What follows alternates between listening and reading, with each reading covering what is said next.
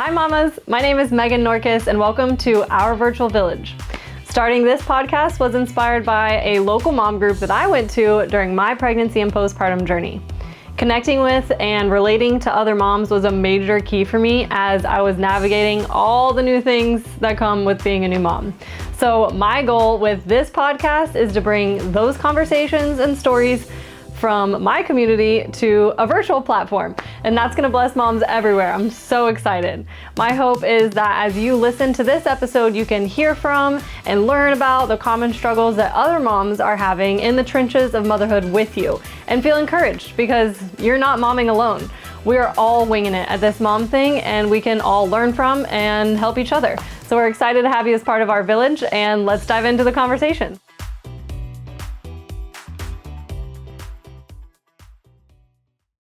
Well, welcome everyone to the first official episode of Our Virtual Village. My husband and I recorded a first little pilot episode, but now I'm here with the one and only Olivia Martinez, who has been a huge lifesaver to me, but also to a lot of people in the community. So she is a doula, so she helps people walk through birth and postpartum. She also does cranial sacral therapy. You're a placenta specialist. I mean, she does it all. And you also run like pregnancy support groups, postpartum support groups. I mean, you just give your heart to the community, and I'm so grateful to have you here. So thank you for all you do. It's blessed me a ton, and I'm happy to have you here. I'm excited to be here. I'm excited to chat about all the things. Yeah, all the things, because you're so good at so many things. So I really had to narrow it in. You know, I'm like, man, what do the people need to hear first? I'm sure you'll be on this podcast many times. Yeah. But you were actually one of the first people I spoke to when I was looking for care. When I called Modern Midwives, you answered, and I'm sure that's a lot of people's experience. They get to talk to you, and you're such a warm, welcoming voice, and that was a huge blessing to me. Oh my gosh. Yeah, we've definitely gone through so many different seasons together, which is really cool. And now we're here. Yeah, and so many seasons to come. I'm definitely having more babies in the future and stuff, so lots of fun things. But I just really want to kind of reiterate the point of this podcast is to help people feel connected and like they're not alone. I know motherhood can be really lonely when you're in the trenches rocking your baby at 2 a.m, or when you're pregnant and people aren't understanding what you want, or you don't like your care team. Like, there's so many different ways people can feel really isolated, and you've made me feel so connected here in Jacksonville. But I'm like, I just would brainstorm, like, how can I capture everything that you've done for me and just put it online so people can feel like the love and support and friendship that you offer, not only you personally, but through the community you've created. That's the goal. So I hope that's how you feel when you're watching this. It's just connected to other women, and you're like, so people don't feel alone. So I want to kind of focus on you at first, and I've actually never asked you this, so I'm excited to learn more about you. Where did birth work start for you? Like, take it all the way back. Where did this passion come from for it to become such like a huge part of your life? It's not just work. Yeah, it's huge. It's like all consuming, but in the best way. So back when I was in high school, I was trying to, of course, like navigate what I wanted to do with my life, and I originally thought I wanted to be a nurse. And I was like, I really want to help people. Like, I have a heart of a giver, or my heart is always wanting to take care of people. And I knew that I wanted to work in some kind of field that allowed me to be really hands-on and like take care of others. Totally. And so I was like trying to navigate that and figure out what I wanted to do. And then I like dove into the whole like holistic deep dive of everything. Yes, exactly. And then I realized so quickly that my heart and what I wanted to do and my passion would not be able to, you know, it wouldn't be able to affect people the way that I wanted it to if I were to go the medical route. And so I kind of just like ditched that whole plan just like immediately, not knowing what I really wanted to do. And I actually graduated high school when I was 17. Like a month later or something, I turned 18, and that October I was taking my doula training. Wow. I just, for some reason, I just looked up what a doula was. I didn't even know what that term meant or what it So where'd you get entailed. that idea? Why'd you even look it up? I had a friend who had a birth at a birth center, and I had always been fascinated with like pregnancy and babies and things like that. And I thought I wanted to do labor and delivery nursing. I wanted to be involved in that realm of some sort. And then I just remember reading all of these stories online when I first got this like idea in my head of like how nurses wanted to be more for their patients, but they couldn't. And I was like, that's actually the exact opposite of what I want to do. I want to be there in every way possible. And so I just was like, I was working in a pediatrician's office. I was, you know, a nanny for kids at the time. And I was like, I mean, what do I have to lose? I'm just going to go to this doula training and just see if this is where my heart is, if this like is truly something that I could pursue.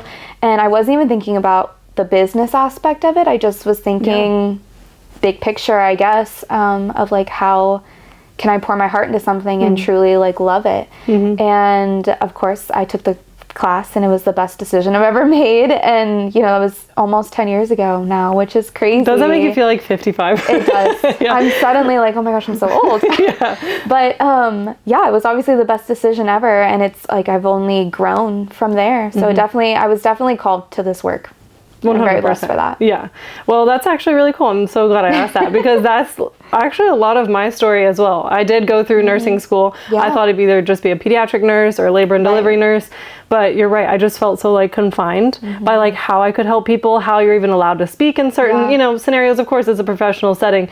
But I was just like, I want to love people so big, you know? Yeah, like, exactly. And I just felt like kind of limited. Like I felt like I had like a little bit of a ceiling above my head. And that's when I kind of started exploring other things. And ultimately, I actually was a bit of a birth doula for just some really close friends and family members. But like you brought up, the whole business side was something I never really dove into, like marketing and, you know, actually creating like a whole like, you know, business around it.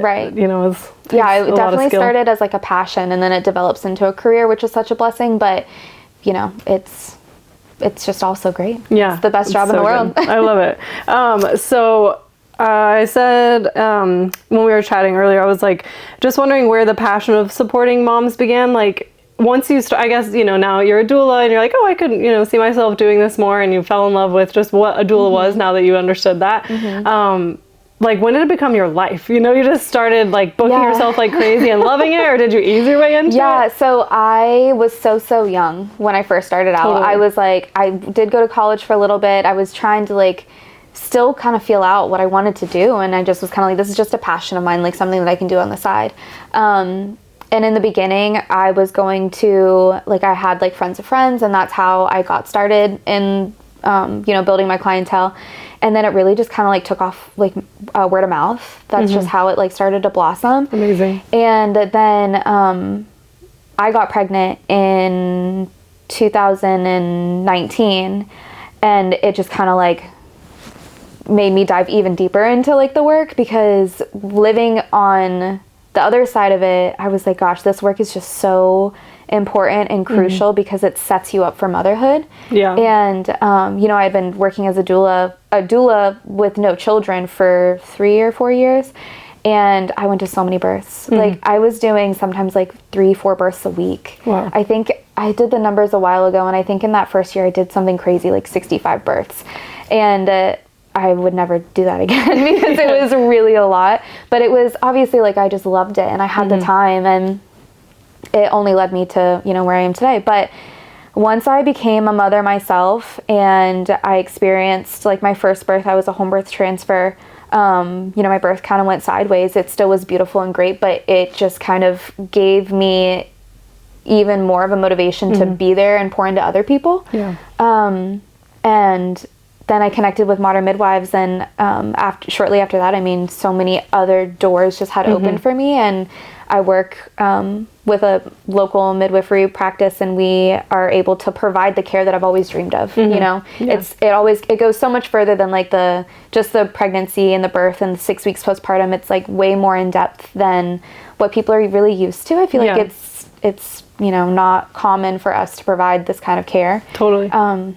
And yeah, it was just kind of like once I found who I was and what I wanted to do, and I didn't, you know, I wasn't the doula that was all of a sudden like, I changed from trying to fit everybody's bill to then being authentic to who I was and what I really had a passion for, and then my business just blossomed. So good. And then you've created an awesome like just community from that. And I was even thinking about as we were like preparing, how many like just friends you have and how many people show up, but a lot of them like were your clients and then become your friends or vice versa. So it's kind of just cool how, you know, when you say it blossomed, like I just have like kind of seen that, which is really cool. And something you mentioned that I think is one of probably like one of my favorite things I've learned from like you and this community, and then even like the books you've referred to me and stuff, is that how you start motherhood literally affects you forever. It does. Like now I can't unsee that when I see even just like women like in menopause and they're struggling. I'm like, what'd you do postpartum? No, you know, exactly. like, and I didn't even know that was connected. So like that's what I want people listening to, like even little nuggets like that you don't think of. No, totally. Just like realizing what a big deal it is to like have a baby. I feel like in our fast-paced Western culture, people just, you know, have a baby and then get back to their thing, and you know, it's like just it's okay if you need to slow down or get used to please get back in bed. That's what you told me. You're like literally just sit. No, I'm like, wait, but what about this? Like, no, you're just gonna sit there. I feel like I come in contact with so many people, of course, like people that are my clients, but then also just like, you know, people who come to my groups or like friends of friends. I have people messaging me all the time from all different like walks of life, and whenever anxiety starts to arise or fear starts to arise, I'm always like, where's your support? Like, where's your people? Because if you had, you know, if you surround yourself with positive people who are talking about motherhood in a certain way and talking about birth in a certain way, it's going to change the way you view it, and it's going to be so much easier for you to navigate. Yeah. I think that right there is the epitome of what I want this to be for people who don't have it in their backyard. No, totally. So that's really beautiful. I love it. Well, I kind of want to like back up for a second because I want to just I want people who don't even know what the heck a doula is. People are like, what are you saying? Is that like a Spanish word? I know. You know, nobody can even say it. I have so many people because sometimes, you know, I will say like, oh, I've been a birth doula. And they're like, oh, it's like a midwife, right? And I'm like, oh, no, it's real different. So different. So yeah, maybe just dive into what is a doula? What's the difference between doula, midwife? Where do you fit into like a birth plan and things like that? Okay, cool. Yeah. Yeah, I mean, where to begin? I mean, so the word doula is a Greek word, and it literally means like servant to women. But I always say like, I feel like doulas, like the actual job or title or career of a doula is like a new thing. But for centuries and centuries, women have been taking care of women from 100%. The beginning of time. It's how the world has evolved. So yeah, a doula is very different from a midwife or an OB because we don't do anything medical. So like all of the fetal Doppler, all of the lab draws, all of the cervical checks, blood pressure cuff, all of that stuff is done by your medical provider, not by any of the doulas. So we only provide emotional and physical support.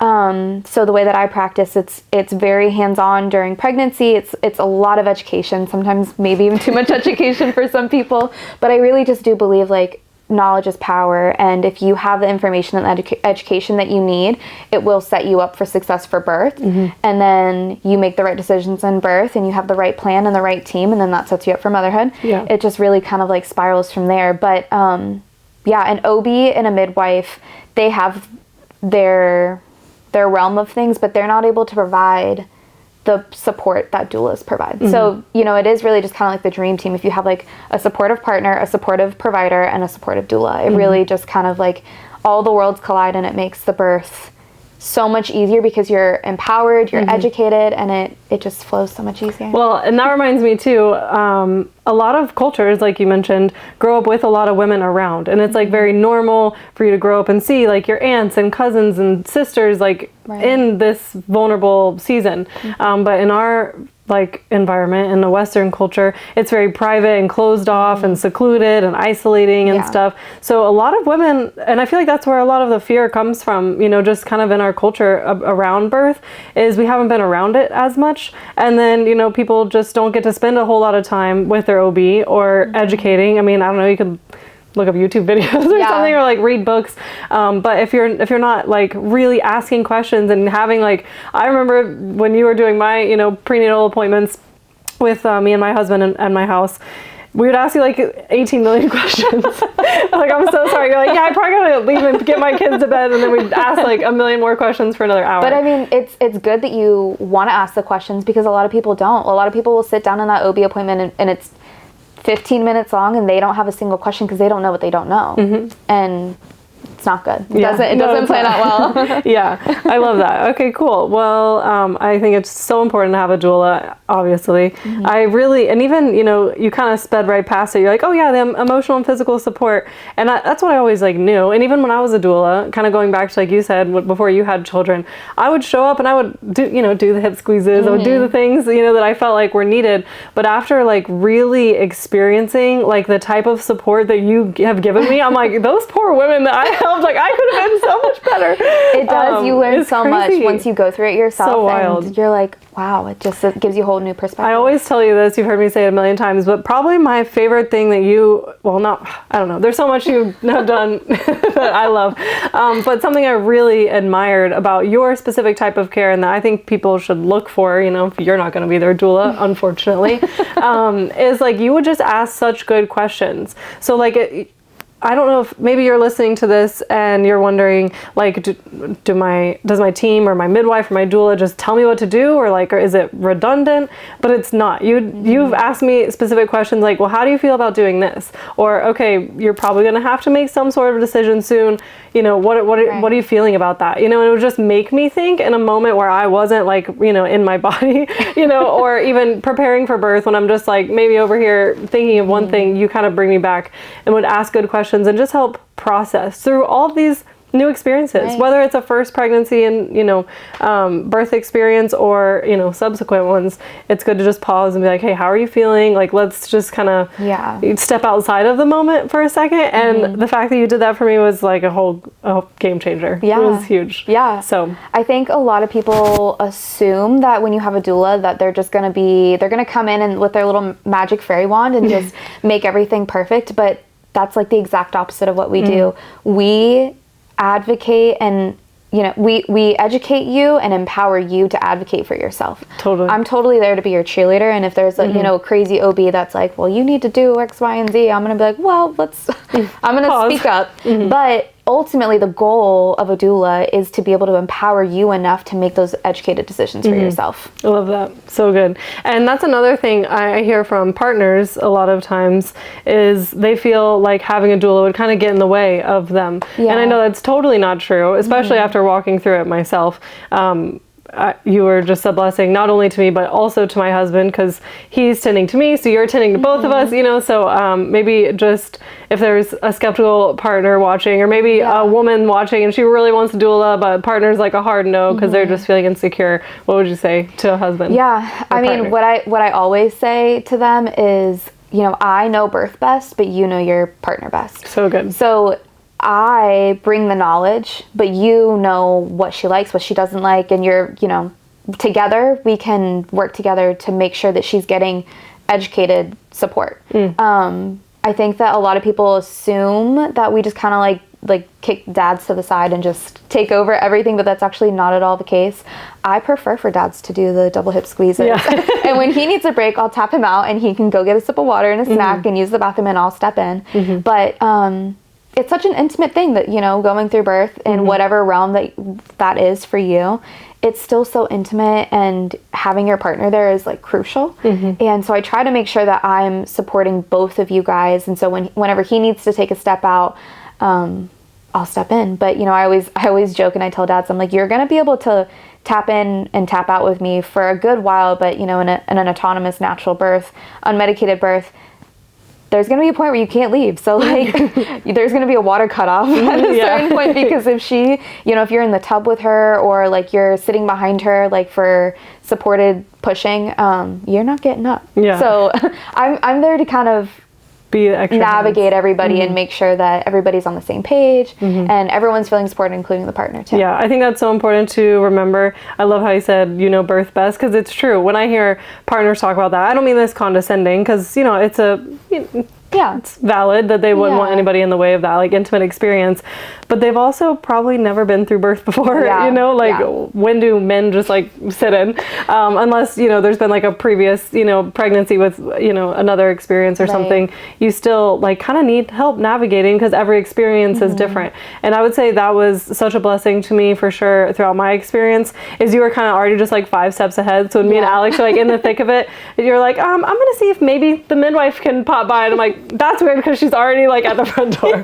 Like you're already just like ahead, obviously like with my permission and stuff, but you know, you're just always thinking ahead and always like have your backup plans, you know, when we're just being super present and it's like, you know, we're just navigating it in our mind and our body for the first time together. You're just kind of like, if this happens, I'm going to do this, or this, you know, you're like already are a few steps ahead. So that was huge. And that kind of goes back to what you were saying earlier about asking the questions. Like I ask those hard questions during your pregnancy, so that way I can know exactly how you feel about things. And, you know, when things start to arise or they start to kind of get off the path that we had planned for, then I can be like, okay, this is what this was her goal. This is like her one top priority that she wanted to maintain no matter what happens. So then I'm able to find like plan B, C, and D that try to also like accommodate. It fits in together. It's like a puzzle, and I'm trying to put all the pieces together in whatever way. That's cool. Yeah. That's super awesome. Especially because a lot of your clients are your friends, but there's obviously random people too. So having to get to know them so intimately and help them navigate that. Such an important job. Yeah. Oh my God. Yeah, it is. It so is. much pressure, but in the best way. Yes, exactly. So you know, I feel like maybe when people hear the term doula, first of all, I feel like they kind of just think it's midwife, so I'm glad we cleared that up. But also, is it just like a super crunchy home birth thing, or can people have a doula in a hospital? I think you're right. I think a lot of people who just don't know just assume I'm kind of like a hippie that's showing up to the birth, just there singing in the corner or something. I'm just kidding. I can be. Yeah, sounds great. But no, doulas work in and out of the hospitals all the time, and I think that there's an importance for each of those settings for what the doula does. You know, we adapt to whatever the environment is. So like in a hospital, it's going to be a lot of advocating. It's going to be a lot of like, you know, making sure that your client, kind of fighting to make sure that your client gets exactly what she wanted or as close to as possible. And then in the home birth setting, it is a little bit more relaxed, but it's probably way more physical than it would be in the hospital because of the freedom of movement and all of those kinds of things. And then, of course, like within both settings, you're still making sure that hydration is being taken care of. You're still switching positions. You're still, you know, if like I use homeopathy, essential oils, making sure the mom's hair is like out of her face, those kinds of things. Like, so it does change where you are, but ultimately both home birthing, birth centers, hospital births, C-sections, breech, twins, all of them, like I'm biased, but I think everyone should have a doula for every situation. Because you just need an extra set of hands and someone who cares so much about your preferences. Because I would say that's the main thing in a hospital is you don't necessarily know who's on your birth team. You just met your nurse that was on shift and it might change in the middle of your labor. You know, the OB on that you were hoping to have may not be there. So having like an anchor of like someone who for sure knows she hates this, she loves this, she wants this, you know, that way if you're totally, what do you call it, labor land, if someone's totally in labor land, you can kind of just be that foundation. So that's totally huge. I love that. I think I asked you this earlier, but what is it that you love most about birth in general and even more specifically home birth? So in birth, I of course love like the moment, like the baby's coming out and all the different things, but it's I mean, I've just been doing this for so long, I'm definitely desensitized to it a little bit, I guess.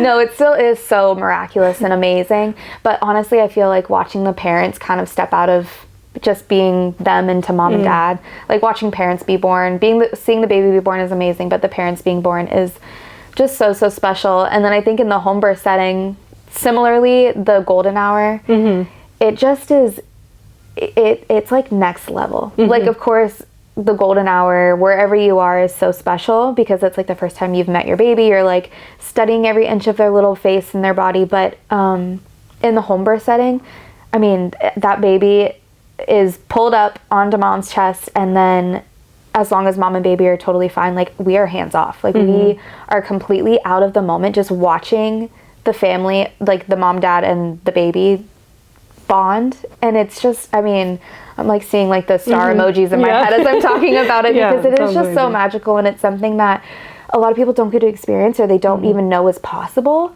And it's just crucial for the whole process. If you can't bond with your baby, then you might have problems with breastfeeding, with healing, and like all the different things. So it's just really magical to watch that part of it. Yeah, that's amazing. I love it. So good. so much just, I don't know, so many nuggets in there, which is crazy because I know we're going to kind of dive into my birth story, but that's like something I'm still craving. You know, we had a little bit of a crazier transition, but that's why I'm also just very blessed to have had you, because things were just kind of taking some wild twists and turns along my journey. So like having that anchor and someone that I could still just ask the questions and guide me along that path was super important to keep it as blissful as it could have been, because birth's not always perfect, you know. So I think those are the moments when I'm just even more grateful that you were there, you know. Yeah, if someone is having a hospital birth, you know, and they may not have that like beautiful golden hour or things, you know, maybe they planned a home birth and transferred, what are some things people can do to still like make sure that they are empowered and knowledgeable? Maybe they're even planning a hospital birth, you know, like how can they walk into that and feel still really confident, even though there might not be, you know, the birth theme they are expecting or, you know, things that you can't really like plan for in a hospital. Yeah, it definitely is very different in a hospital, but it doesn't mean it has to be bad. It can still be so beautiful and everything that you've dreamed of, if that's what your goal is. And I think that there's so many things I could recommend, like chiropractor, like health and nutrition and like all the things. But if I had to narrow it down, I would say that getting a doula obviously is so important. One thing that my doula trainer told me that has always stuck with me when I got trained was, you know, doulas can bring like all different kinds of things to a birth. We can bring like a rebozo and like all of the things to kind of help with the process itself. But the most important thing is their hands and their heart. And having somebody else in the room besides your partner to kind of just look at, or just kind of like they're just holding space for you during those times is really, really important, especially because like you said, the anchor in a hospital setting, like there's so many rotating factors, and having like your team is really important. That, and then also just education. That's one of the topics that I talk about in my pregnancy group, is knowing your birth rights, because a lot of people don't know that they can decline things. They don't know that they can like advocate for themselves. They don't have to just agree with whatever their provider is saying. Even what to research. A lot of times you just show up and like, oh, do you want this? And you're like, ask them what it means, and they give you a 30-second breakdown. But these are big decisions for your care that, like we were talking about earlier, can literally affect how you heal, how you know, hormonally transition, even much later in life, you know. So these decisions you're making aren't just for that moment. They, like, there's a lot of things you should learn and know. So I feel preparing ahead of time and having someone to like ask good questions to really feel empowered of like, no, this is what I'm choosing for sure. That way, no matter how someone explains it in the moment or something, like you already kind of know which way you want to go. And it's not like coming from a place of judgment. It's just truly just like unbiased education. And I think there's a lack of it in the OB world. They're not going to be like, well, you know, if you do this, this is the risk to that. And so one of my passions and what I do with my groups, with my clients, just like as a mom in general, is I love talking about the scary things, like the things that people don't get, the controversial topics. Yeah, like what? Like about like Pitocin, and then like also like newborn procedures, like the eye ointment, those kinds of things. A lot of people have no idea what they are. They think it's just routine, and it's just they have to have it. You have to go to that induction. You have to cut the cord immediately when the baby comes out, and there's other options. There's so many other options. And of course you do have to advocate for yourself. And sometimes that means putting up a little bit of a fight, but putting the information out there, I love just like putting it on the table, and I'm like, okay, mom, dad, like you guys have all the information you need. You make the decision for yourself. That way you have weeks and months to think and pray and, you know, go back and forth and research. So important. So let's pivot and talk about community, because I think even when we were texting, I said you're the queen of community. Because I'm like actually just in awe of you. How did you create such a beautiful like environment? You know, like it's not like you have two moms showing up here or there and it's like this little thing. Like you're known all over Jacksonville. Sometimes I'm sitting next to a woman in like postpartum group. I'm like, oh, where do you live? And they like drove from 50 minutes away. I'm like, oh my gosh. Like that's really, like I've mentioned a few times, the whole point in this, I have you in my backyard, you know, like literally we live 10 minutes from each other. And people don't have that, or they would drive an hour to get that. So I guess, I don't know. What's my question here? My question is, how did you create it? You know, like, did it start so small and just grow from there? Or how did you know people even needed it? It's a really long answer. Hey, we got time. Well, so when I became a mom so I had my first daughter in November of 2019, and then COVID happened. in March of 2020.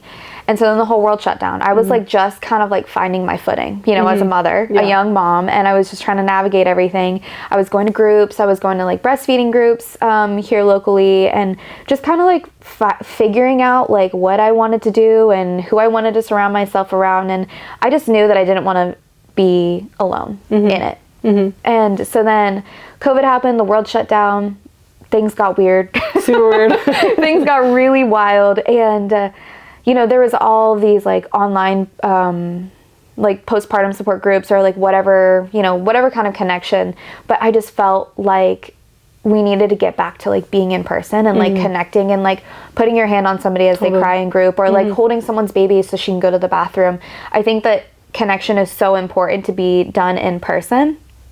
And so Modern Midwives and I were like, let's just start it up. Let's see who shows up. Yeah, let's see what happens. And I mean, Megan, it was crazy. Really? Like before, like years ago, I mean, that was in 2022, I think, that we started it, 2021. I can't remember. I mean, so many moms. And our old office was tiny. Remember how small it was? Small, yeah. And I mean, we packed it in there because people craved community. And obviously I'm so grateful for Maya and Modern Midwives for letting me use their space. But I mean, it's grown exponentially, and now, you know, we take them outside sometimes because they're so big and so packed. And then we started, it originally was just postpartum, and then we moved to pregnancy. And I mean, I'm here every Friday. Every Friday I'm like here doing free groups, supporting people in whatever way I can and educating people in whatever way I can. And so the way it works is it's just like a totally free, open to the community. You don't have to be a client of mine or Modern Midwives. We just open it up to everybody, and we'll have a topic that we talk about. So that way we kind of stay on topic, because as moms can yap. But there's been plenty of times where we don't. Yeah, exactly. Which is even better, I feel like, really, because that means there's organic conversations happening. And people need to chat. People need to get things off of their chest and, you know, find just like common ground with other people. But it's really blossomed in so many ways, and I do see the benefit. I have so many people that I've seen kind of like outgrow postpartum group, and they have their own group now of friends that they've met in my group, and that was kind of my whole goal with it, is like I have such a good community of people that, you know, I could call for anything, and I want to make sure that other people have that. And that was my goal. I'm like, everybody come to me, let's talk about all the things, find people who you have common things with, and, you know, kids similar ages or whatever it may be, and then like grow and support each other. The ripple effect of blessings after is so cool. Wow, I love that. That's amazing. So what was like your community like? I know, you know, COVID happened right after and stuff. Did you already have like a core group of people that like you had a ton of like a mom tribe or support? With your first kid, and then you had did. So my like main group of friends, we during COVID, we always joke it was kind of like the best time for us to be alive because no one was working. We were all just at home with our kids, and no one wanted to be outside, so we would just go on nature walks with our kids. And that's kind of like how our whole crew started. And then like someone would have a baby and we would invite them into the group, and then now it's just kind of like we all go our separate ways, but we're inviting people in at all times. I think we just kind of all found common ground because we had young children together. We were all in similar seasons of motherhood. We didn't want to do it alone. We all live similar lifestyles, you know, and it just has grown from there. And I know that a lot of people don't have that wherever they are. They may not have friends, they may not have family even, and I just couldn't imagine. I think it's really important to have community. So what would you say like to those moms that are either pregnant and not really walking through it with many people? Maybe they don't have family, their spouse is deployed, you know. There's all these things that happen. Or, you know, maybe they just moved to a new area or something like that. Maybe they're walking through like postpartum kind of feeling lonely. What would you tell that mom? It takes a lot of courage to get out there and kind of like connect with other people, reaching out to like other birth workers in your area, whether it's a doula or a midwife, or even like OBs. La Leche League also does like support groups, those kinds of things. Finding people, even like, I know social media is not ideal, you know, doing things online is not the same it's not the same connection as in person, but finding people that you have that are like-minded can be really helpful and beneficial. Hopefully here at our virtual village. Exactly.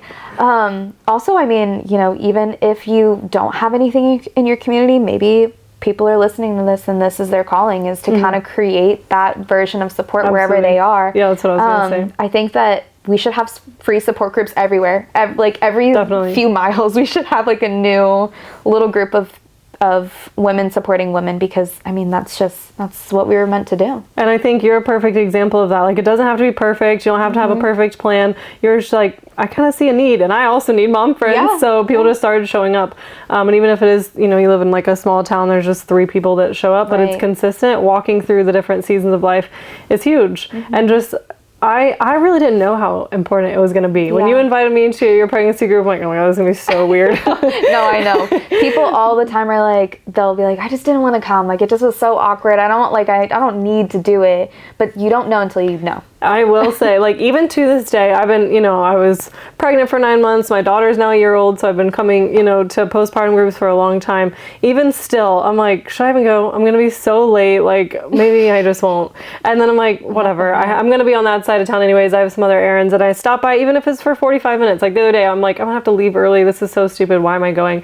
And I just feel so much better after I go. It literally still, to this day, surprises me. Even if I'm just sitting next to someone and I see, another little baby, and I like realize, wow, I really want another baby. It's just like you're around other moms, or, like, actually, another example that just happened recently, even though I've been coming to your groups forever, I was talking about how I freaking hate my breast pump. me and my breast pump have never really got along well, but someone just mentioned like, oh, you should try a hand pump. And that would just like unlocked a whole new journey for me. And then even someone brought me one of theirs that was unused, which I will say, oh my gosh, that's so nice. Yeah, I actually, when they showed it to me, I'm like, wait, I think I actually do have one of those. No. And I told her, I'm like, please bless another mom with that. I'm going to look, and I totally had one. So, it's just, even now, I'm definitely not a professional, but one thing, oh, have you tried this? It changed the whole, like, I just had a few work events where I was away from my daughter for the longest I ever have been, and the hand pump saved my life. So, like, that was so timely. You came to that day. Literally, that's what I'm saying. So it, like, seems so, I don't know, like, it seems so insignificant. Like, do I really need to go to the park and like hang with a bunch of moms? Yeah. But like, even one suggestion literally changed my whole experience that I was about to have away from my daughter. So yeah, it really is so important. Like, yeah, and it, like you said, it doesn't have to be perfect. I definitely have a lot of knowledge about this, but I'm no expert either. I just show up. I'm holding space for everybody, and we have a topic that usually is, sometimes people don't want to talk about it, but I like to talk about the things and educate people. And so then it opens up the door, and like you said, just sitting next to somebody, they could be the one that change your whole perspective on the says one topic. thing, you're like, oh, never thought about it that way. Yeah. I think it all comes back to the same thing of like, we were not meant to do life alone, through the good, through the bad, and we can have a testimony at the end of it to share with other people. And we can't do that without community. Yeah, I love that. Cool. Well, I feel like this is really helpful to a lot of people. Is there anything else you wanted to chat about, or anything else on your heart that you want to share? No, I don't think so. I'm feeling really grateful for my job right now. I'm like reflecting on all that I've done in the past years, and it's so amazing to see that it really does touch people, and it affects people in the best way. And I think that, to people listening to this or watching this, if you have to create that community for yourself, don't be afraid to do it, and be courageous and take that step outwards, because it will change so much in your life. Yeah, I always like to end, whether I'm doing like a video for business, like these podcasts, are like kind of like a charge, like a task. And I feel like you just did it. Like, you're just like, hey, listen, step out there. Somebody you got this. Start a pregnancy and postpartum support group. Wherever you are. Yes. Because I have some friends that I've just met through business out in like Wyoming, and a lot of them that are passionate about home birth, the midwife that they use literally lives 2 hours away. Oh my goodness. And, yeah, crazy, right? That's and crazy. So like, even thinking about starting this podcast, it's like for people like that, where like, I don't know it would have to be like as good as your support groups to drive 2 hours. But so some people are desperate though. Some people just like need connection. And people are willing to do fancy things for that. Yeah, so that was my goal, is just to create something where people don't have to drive a million miles away. And so, if you are somewhere where there's not an amazing birth community, totally start up, even just meet up at the park or whatever. But how can people get in touch with you and hire you, since you're the best of the best? Like, what's your Instagram and stuff like so that? my Instagram is Love and Light Doula. My business is called Breathe It All in Birth Services. We do birth services, childbirth education, prep classes, and placenta encapsulation, cranial sacral, support groups, all of the things. But we, of course, I always share about like all things honest motherhood and education for pregnancy and postpartum and newborns and all of the stuff. So if you're interested, definitely give me a follow. Yeah. And even if you don't live in our area and you just follow her, you post great content and suggestions, and you can plug in virtually. And of course, follow us at Our Virtual Village, but there's periods because someone else stole my handle that I wanted, so it's Our period virtual period village. It's a Our statement. Virtual Village. Yeah, exactly. Period. But yeah, thank you so much for taking the time to chat with me. I think it's going to bless a lot of people, and thank you for all you've done for me. It's a huge blessing. Thank you for having me. Love you a ton. Appreciate it so much.